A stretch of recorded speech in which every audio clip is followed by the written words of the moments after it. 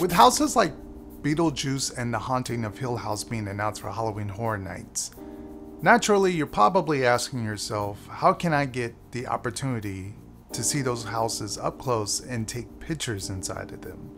Well, this video is for you because we are going to be discussing the Unmasking the Horror Tour. Which option is the best option to pick?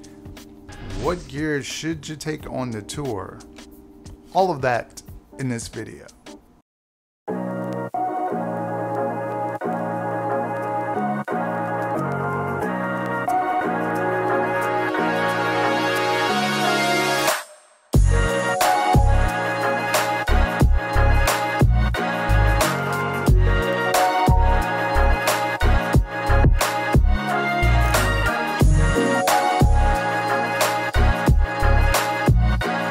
So we're going to talk about the tour in just a second, but real quick, I just want to let you guys know, if you're new around these parts, hello, hi, I am Zombie Chris. On this channel, we cover everything from the world of horror, Halloween, obviously, haunts, theme parks. We cover all of that. So if any of that sounds very interesting to you, go ahead and click the like button, click the subscribe button. So yeah, Unmasking the Horror Tour. Now, I've been on it multiple years. Now the rules always change about this tour. That's the kind of thing that's frustrating as a guest about this tour. So a long time ago, it used to be you could take photos throughout the entire tour. Then a couple years ago, they kind of changed the rules again and then said, well, you can't photograph the entire house, you can only do select rooms. So for instance, like House of a Thousand Corpses, they allowed you to take photos and video outside, you know, with the facade, and then you go into the first room and you can kind of photograph that, but then, you know, you kind of go along the tour and then they might reach a couple more rooms throughout the house and then they'll say, hey, you know, in this room you can take photos. So that's kind of the way they're doing it. Who knows if they're going to change the rules again. We'll just have to see when the tour starts this year, if any of those rules have changed. Now the Horror Unmasking Tour is under the ticket option, and then you want to scroll all the way down till it says screen past the regular lines. You're going to click that, then you're going to go down a little bit more under daytime tours. So there you go. Basically the tours this year, and pretty much every year, it's basically you get the two options. So you can do 3-house tour or you can do a 6-house tour. Obviously, if you have the time and the money, I'm just gonna cut things short and say do the 6-house tour, because the thing is with the tours, it's completely random. So just because, you know, Johnny went on the second weekend and got to see this house doesn't mean you're going to see that house 3 weeks into the tour. It all depends on what's available and what is not actually having any kind of like construction done on it, or, you know, anything with Universal Media, you know, maybe filming something inside or something like that. So don't think you're going to do the same tour every single time. It's kind of annoying because it kind of sucks. Like, I don't want to pay all this money, do a 6-house tour, and then someone else does it the next week and they get to see the houses that I didn't get to see.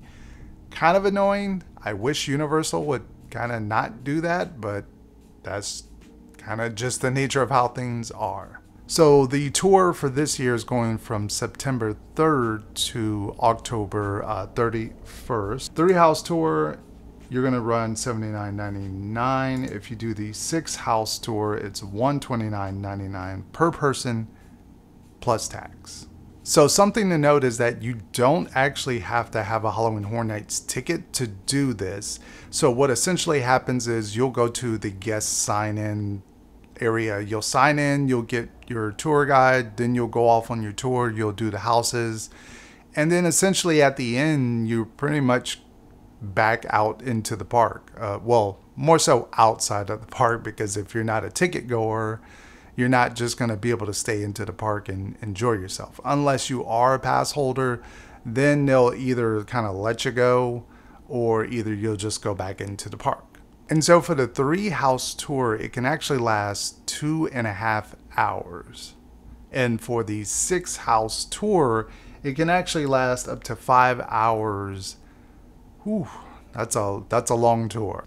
So at the time of this recording, there is still dates available for the first opening weekend if you're interested at all. So what typically would happen is you would want to book this. So let's say if it's you, Johnny, and Sarah all want to do the tour together, ideally it would be best if you just buy the tickets together. But in any situation that you don't do that, and let's say you buy your ticket and then 2 days later Sarah buys her ticket and then Johnny buys the ticket, the day after that, essentially what you can do is you can call and request that each of you kind of have the same tour, or at least when you get to the sign-in, let them know ahead of time, like, hey, we would like to kind of be on the same tour groups, because they will, put you in different tour groups if you don't kind of speak up or say something in advance.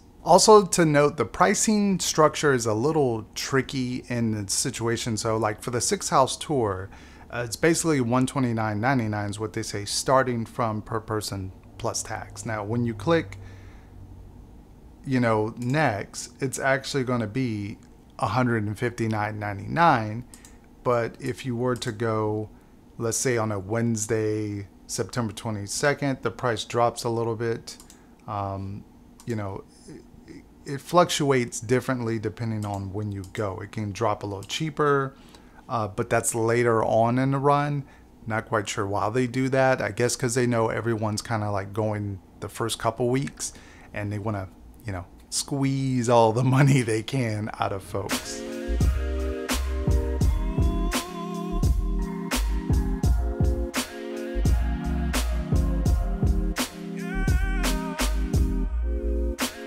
And again, if you have any questions that you need any kind of answers, leave them down in the comment section and I'll try to get you answers for those. Now, on to the gear that you should bring. So this is the Sony ZV-1 camera.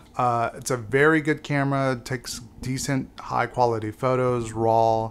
Low light is what you're basically going to need on this tour, because what happens is these daytime tours are daytime, so most of these houses are indoors and it can get pretty dark. They're not going to have like the full-fledged lights on. Sometimes there will be lights, but it's not going to be lit up like this is. It's going to be slightly lit up. So what's going to happen is when you take a lot of photos or video, if that's an option, it's going to be kind of grainy. It's going to be not so good. You're going to have to do maybe a flash. Don't use a flash because it just doesn't work, especially in a Horror Nights house. That is a good gear. So something like this is probably really good if you have a Canon G7X Mark II or Mark III. That would be beneficial as well. Even probably the newer iPhone, if you had an iPhone 12, it would be decent at best. I would definitely stick with going more of a pro option, if anything. And this is like a Canon M50. It's pretty decently priced right now, especially if you want to know for like Horror Nights and you want to go to the event and take some really good, photos and video late night, because the event gets kind of dark. This is going to be very good, or this one. Either one of these would be very good. So this is a Canon M50 basically. I'm rocking a 16mm Sigma lens. It's a 1.4 on there, so really good in low light. You can see how big the glass is on there, so it's going to let in a lot of light. The camera itself, like I said, is a Canon M50. Really good solid camera. You can pick it up like open box, probably on Canon's website or like Best Buy or something. Decently priced. Obviously, you got to use what you got to use, but if you're going on this kind of tour and you want to take some really good photos, something like this would be kind of beneficial. If you're wondering what I'm filming on, it's the Sony A7C. I'm going to be probably switching between these two on the tour just to kind of have some balance.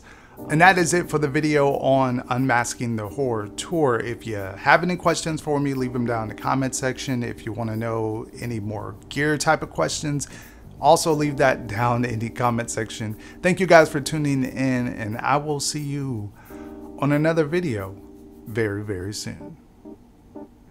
I can't wait. Can't wait to take a picture in front of the Haunting of Hill House facade. Oh man, it's gonna be great. It's gonna be swell. Yeah. I can just see it right now. I gotta make a face. I don't know what type of face should I make. Like, should I? That's the thing about selfies and whatnot, or if you take a picture of yourself, you don't want to take a picture and then look back like 10 years later and be like, why did I make that face? Do you just smile? I don't know. I don't know. Kind of weird.